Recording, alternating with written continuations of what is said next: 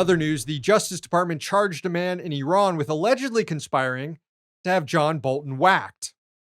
The indictment claims that Shahram Poursafi reached out to someone in the U.S. over social media and asked the person to take photos of Bolton for a book Poursafi was writing. The person then put Poursafi in touch with a snitch, who was then allegedly offered hundreds of thousands of dollars by Poursafi to kill the Trump administration's warmongering advisor as revenge for Trump's assassination of Iranian General Qasem Soleimani. After Soleimani was killed, Bolton reacted with glee on Twitter and called for regime change in Iran. Bolton also admitted on TV that he was involved in overthrowing governments all around the world. So by the standards the U.S. set when it killed Soleimani, Bolton is probably a legitimate target too. In a CNN interview on Wednesday, Bolton joked that he was offended by the low price offered for his head. The suspect put a $300,000 price tag on your head. What goes through your mind, Ambassador, hearing the details of this plot as explained today in great detail by the U.S. Justice Department? Well, I was embarrassed at the low price. I would have thought it would have been higher. Look, buddy, I'm sure there are people around the world who do it a lot cheaper.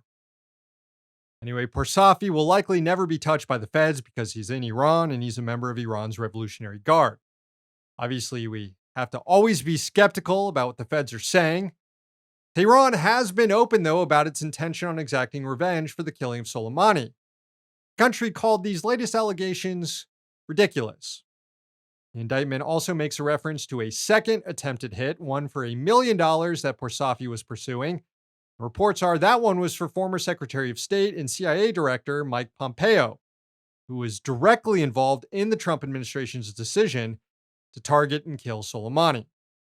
The U.S. spends millions of dollars every month protecting Pompeo and a former aide from potential retribution.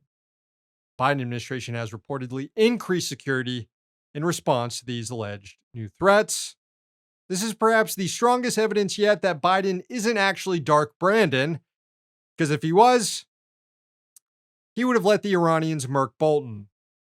Hey, thanks for watching. Hit the subscribe button so you don't miss any of our new videos. Also, if you want to see Means Morning News in its complete form, not just the clips we post here, head on over to Means TV and get access to all our new episodes and our entire backlog, plus tons of other great movies and original TV shows.